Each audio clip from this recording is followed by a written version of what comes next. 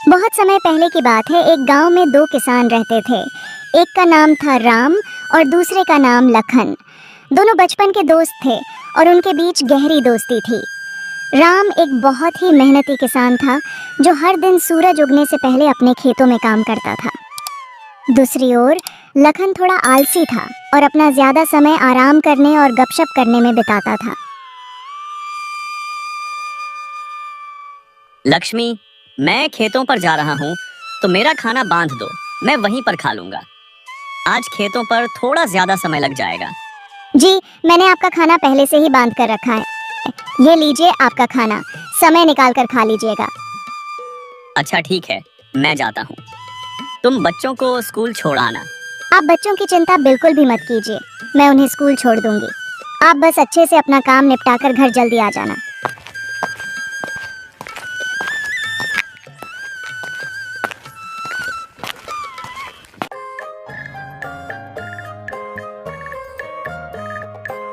अजी सुनते हो, खेतों पर नहीं जाना है क्या? सूरज सर पर आ गया है, उठना नहीं है क्या? इतना सारा काम पड़ा है और तुम अभी तक सो रहे हो।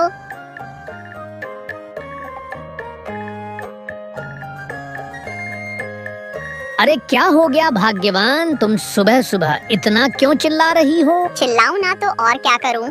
सूरज सर पर चढ़ गया है और तुम बिस्तार पर से उठने का नाम नहीं ले रहे हो। खेतों पर नहीं जाना है क्या? अरे भाग्यवान, चला जाऊंगा चला जाऊंगा। इतनी भी क्या जल्दी है? खेत कहाँ भागे जा रहे हैं? जी आप अपना काम समय पर कर लीजिए। इतना आलस मत कीजिए वरना एक दिन बहुत पछताएंगे। अच्छा ठीक है, अब मुझे उठने तो दो। हाँ ठीक है, मैं खाना लगा देती हूँ, आप जल्दी नहा कर आ जाइए। इसके बाद खेतों पर भी जाना है। सारा काम ऐसे ही पड़ा हुआ है। पूरे गांव में सिर्फ हमारे यहाँ ही देर से फसल आती है, सिर्फ आपके आलसीपन की वजह से। तो अब बस भी करो, सुबह से सुना जा रही हो चला जाऊंगा। जा रहा हूँ नहाने।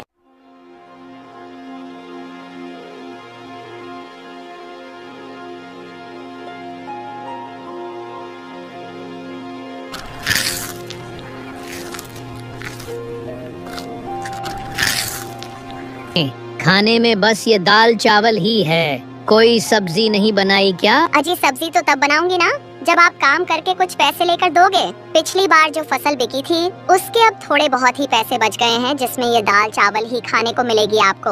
अगर सब्जी खानी है तो जल्दी फसल उगाइए। इसको बोलने से अच्छा तो मैं ये दाल चावल ही खा लेता। अच्छा ठीक है, तो मैं खेतों पर जा रहा हूँ।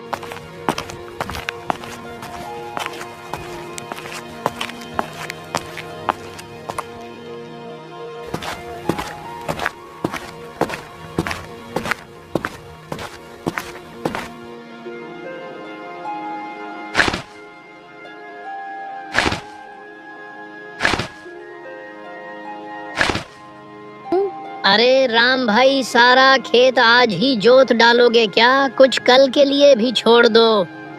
हाँ लखन भाई, बस थोड़ा सा ही खेत बचा है, उसे भी आज ही जोत दूंगा ताकि कल से मैं अपने खेत में बीज बोल सकूं।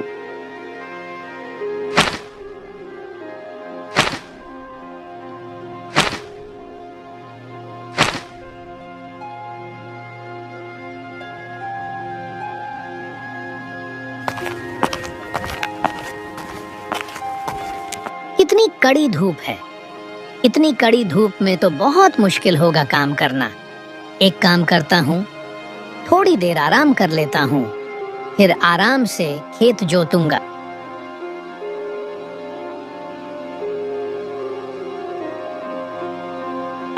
चलो अब थोड़ी सी जोताई कर लेते हैं।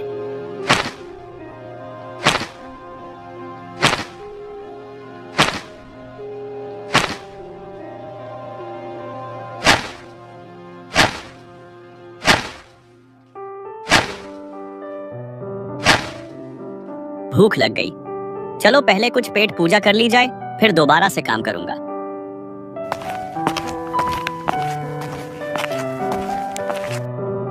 राम खाने का डब्बा लेकर बैठा ही था, तभी वहाँ एक साधु बाबा आ गए। अरे बेटा, बहुत भूख लगी है, कुछ खाने को मिलेगा क्या? साधु महाराज, आज मेरे पास ज्यादा कुछ खाने को नहीं है। यह मेरी पत्नी ने रोटी सब्जी और धनिया की चटनी बनाई है, खा लीजिए। यह राम के पास कौन आया है? चलो चलकर देखा जाए। प्रणाम साधु महाराज। खुश रहो बेटा, तुम्हारा कल्याण हो। महाराज, मैंने आपके लिए आसन लगा दिया है, आप यहाँ बैठकर खा लीजिए। पर बेटा, तुम्हारा खाना मैं खा लूंगा तो तुम क्या खाओगे? आप मेरी चिंता मत कीजिए बाबा, मैं थोड़ी देर में घर जाकर खा लूंगा। आप ये खाना खा लीजिए।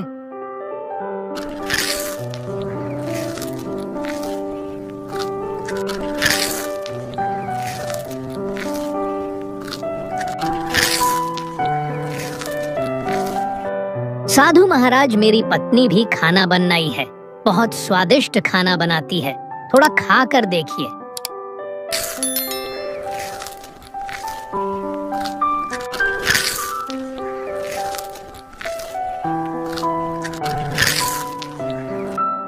मेरी भूख शांत करने के लिए तुम्हारा बहुत बहुत धन्यवाद। धन्यवाद की कोई जरूरत नहीं है बाबा, ये तो हमारा परम सौभाग्य है कि आपने हमें अपनी सेवा करने का मौका दिया। बाबा, आप तो बस हमें आशीर्वाद दीजिए कि इस बार हमारी फसल बहुत अच्छी हो और हमारे परिवार को सुख शांति मिले। तुम दोनों को मेरा आशीर्वाद। मेहनती किसान हमेशा सफल होता है, लेकिन आज मैं तुम्हें कुछ विशेष देना चाहता हूँ। साधु महाराज अपनी झोली में से कुछ छोटे छोटे बीज निकलते हैं और उन्हें राम और लखन को देते हैं। साधु महाराज, यह किस चीज के हैं? क्या यह कोई विशेष फसल के हैं? यह कोई साधारण बीज नहीं है, यह जादुई बीज है। इन्हें अपने खेतों में बो दो तो हाँ, तुम्हें वही देंगे जो तुम बहुत ज्यादा चाहते हो। हम आपकी इस मुलाकात के लिए बहुत आभारी हैं। साधु महाराज, मैं इन्हें बहुत अच्छे से देखभाल करूंगा और इन्हें रोज पानी दूंगा। लेकिन ये जादू है तो हमें इतनी मेहनत करनी है कि क्या जरूरत है? और ये बात हमेशा याद रखना, जादू उसके लिए काम करता है जो उसकी कदर करता है। यह बीज अपने आप में शक्ति रखते हैं, लेकिन अगर तुम इन्हें सही देखभाल नहीं दोगे तो तुम्हें इनसे कुछ भी नहीं मिलेगा। हर दिन इन्हें प्यार और मेहनत से सिंचना, तभी ये फल देंगे। जी महाराज, हम आपकी बातों को समझ गए हैं। हम इन्हें बीजों को रखेंगे और इन्हें बहुत प्यार से सिंचेंगे। अच्छा बेटा, तो अब मैं यहाँ से प्रस्थान करता हूँ। साधु से जादुई बीज प्राप्त करने के बाद राम और लाखन अपने घर लौट रहे थे। तभी रास्ते में दोनों आपस में बात करने लगते हैं। लखन, ये जादुई बीज बहुत अनमोल है। साधु महाराज ने कहा है, अगर हम इन्हें प्यार और मेहनत से सिंचेंगे तो यह हमें बहुत कुछ देंगे। मैं तो कल ही इन्हें जकर अपने खेत में बोने वाला हूँ। लेकिन ये जादू है तो हमें इतनी मेहनत करने की क्या जरूरत है? मुझे नहीं लगता कि रोज पानी देने से कोई खास असर होने वाला है। हाँ, खुद ही उग जाएंगे और फल देंगे। लखन, साधु महाराज ने साफ साफ कहा था कि प्यार और मेहनत के बिना कुछ नहीं मिलेगा। यह बहुत जरूरी है, लेकिन इनका पूरा फायदा उठाने के लिए हमें इनकी देखभाल अच्छे से करनी होगी। मैं कोई भी जोखिम नहीं लेना चाहता, इसलिए मैं तो इन्हें बहुत अच्छे से सिंचूंगा और इनकी बहुत देखभाल करूंगा। इसके बाद दोनों अपने अपने घर की ओर चल पड़ते हैं। दोनों घर पहुंचकर सारी बात अपनी अपनी पत्नी को बताते हैं। जी, ये तो बहुत अच्छी बात है। भगवान की भी इस समय हम पर बड़ी कृपा है, तभी तो आपको साधु महाराज मिले। लक्ष्मी, तुम सही कह रही हो। वह साधु किसी भगवान से कम नहीं। उनकी आंखों में एक अलग ही तेज था। जैसा साधु महाराज ने कहा है, मैं वैसा ही करूंगा। मैं इन्हें बीजों की खूब सेवा करूंगा। अरे वाह, तो बहुत अच्छी बात है। अब हम बहुत मेहनत करेंगे और बहुत अच्छी फसल लगाएंगे और हमें बहुत सारे पैसे मिलेंगे। अजी, आप बस इंतजार नहीं करिएगा, आप कल सुबह ही जाकर इन्हें बीजों को लगा देना। हन भाग्यवान, यह बीज कहीं भाग नहीं जा रहे हैं। कल सुबह ही खेतों में जाकर इन बीजों को लगाऊं।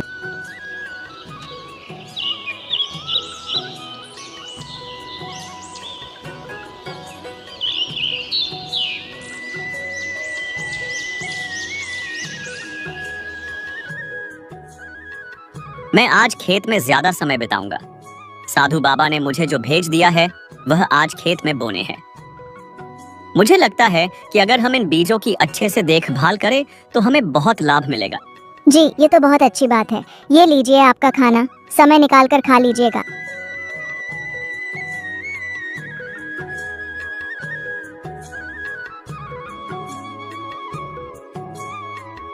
क्या आप अभी तक सो रहे हैं? आज खेतों में बीज रोपाई करनी है और आप अभी तक सो रहे हैं। जल्दी उठिए, आपने बताया था ना कि साधु महाराज ने आपको जदुई बीज दिया है। जल्दी उठिए, चलिए। हाँ हाँ भाग्यवान, उठ रहा हूँ। मुझे सब याद है। तुम क्यों मुझे बार बार याद दिला रही हो? जी, आप ऐसे निश्चिंत होकर सो रहे हैं, मुझे लगा भूल जाएंगे होंगे। नहीं, मैं कुछ नहीं बोला हूँ, मुझे सब याद है। तुम खाना लगाओ, मैं नहा कर आता हूँ।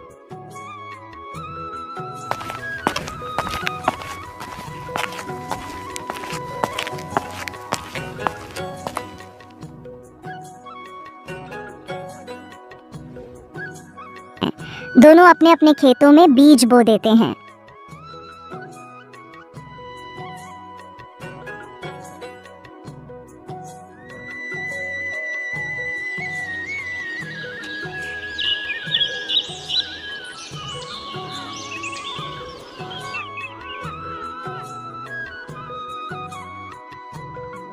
जी, खेतों का काम अच्छे से निपट गया ना? हाँ लक्ष्मी, खेतों का काम अच्छे से निपट गया। मैंने बीजों को भी अच्छे से बो दिया है और पानी भी दे दिया है। कल सुबह जल्दी उठकर खेतों पर चला जाऊंगा। जितना ज्यादा खेतों की देखभाल करूंगा उतना ही अच्छा रहेगा।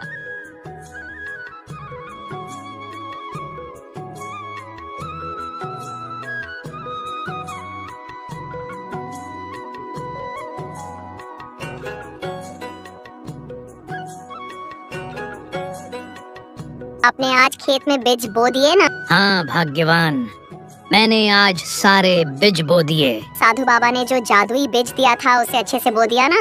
और खेतों की अच्छी से सिंचाई कर दी थी ना? नहीं, आज मैं पानी नहीं डाल पाया। बीज बोने में ही इतना समय लग गया कि मौका ही नहीं मिला। कल जाकर मैं पानी डाल दूंगा। लेकिन साधु बाबा ने कहा था कि रोज इसे प्यार और मेहनत से सिंचना। अगर आप इसकी देखभाल नहीं करेंगे तो यह कैसे बढ़ेगा? तुम चिंता मत करो, वे जादुई बीज है, वे खराब नहीं होंगे। तुम बेकार में ही चिंता कर रही हो। साधु बाबा ने कहा है कि बीज जादुई है। मेहनत के बिना कुछ भी हासिल नहीं होता। तुमने देखा ना, मोहन अपने खेतों में कितनी मेहनत करता है। अगर तुम भी मेहनत करोगे तो हमारे खेत में भी अच्छी फसल आएगी। मैं कल जाकर उनमें पानी डाल दूंगा। राम ने अपने बीज को खेत में बो दिया और हर दिन उसमें पानी देने लगा और उसकी देखभाल करने लगा। उसने अपने बीज को ऐसा सिंचा जैसे उसका बच्चा हो। दूसरी ओर लखन ने भी अपना बीज बो दिया, लेकिन उसने सोचा कि बीज तो जादुई है तो इतना देखभाल करने की जरूरत नहीं है। उसने सिर्फ अपने खेत में पानी डाला और बाकी समय आराम करता रहा। कुछ समय बाद राम के खेत में हरी भरी कद्दू की फसल आई, जो देखने में गोल गोल मोटी ताजी थी। प्रत्येक कद्दुओं का साइज आम कद्दुओं से काफी बड़ा था। उन्हें देखकर राम बहुत खुश हुआ। उसने ये बात जाकर अपनी पत्नी को बताई। उसकी पत्नी भी बहुत खुश हुई और वह दोनों कद्दू की फसल तोड़ने के लिए एक साथ खेतों में आए। जी सच में, हाँ तो बहुत अच्छी कद्दू की फसल आई है। इतने बड़े कद्दू तो मैंने आज तक नहीं देखे और ये देखने में भी कितने सुंदर लग रहे हैं। चलिए इन्हें जल्दी से तोड़ लेते हैं, फिर आप इन्हें बाजार में बेच आना।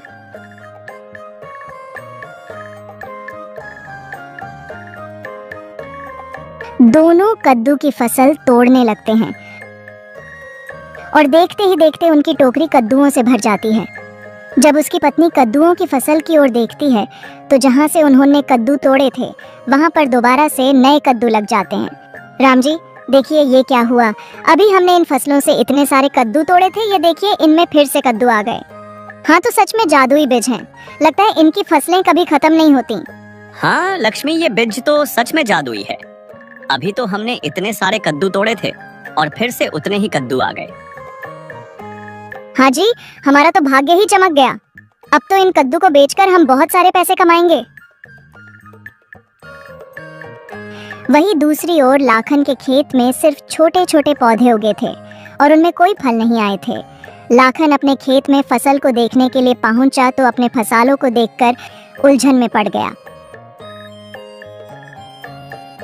अरे यार, जादुई थे ना, तो फिर इनमें फसल क्यों नहीं आए?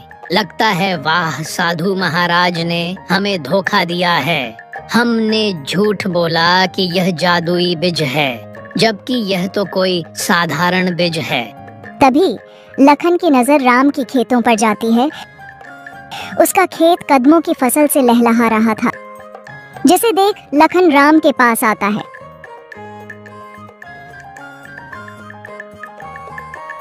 तुम्हारी फसल इतनी सुंदर कैसे हुई? लगता है वह साधु महाराज ने मुझे नकली बीज दिए थे और तुम्हें जादुई।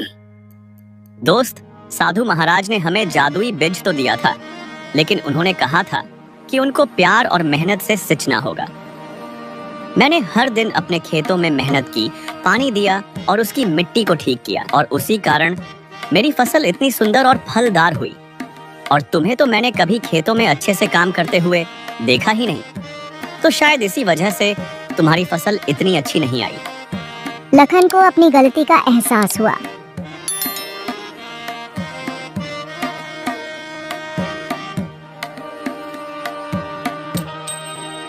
अरे नहीं, मैंने ये क्या कर दिया? यह बीज तो सच में जादुई थे। मैंने इन पर सही से ध्यान नहीं दिया, इसलिए इन्होंने मुझे फल भी नहीं दिया। यह सब मेरे ही गलती है।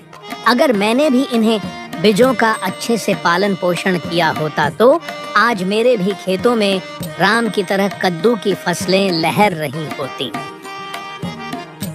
राम ने कद्दुओं को बेचकर खूब लाभ कमाया। वहीं दूसरी ओर लखन को पछतावे के अलावा कुछ भी नहीं मिला। कहानी अच्छी लगी हो तो वीडियो को लाइक और चैनल को सब्सक्राइब करके एक प्यारा सा कमेंट जरूर करें। Thanks for watching.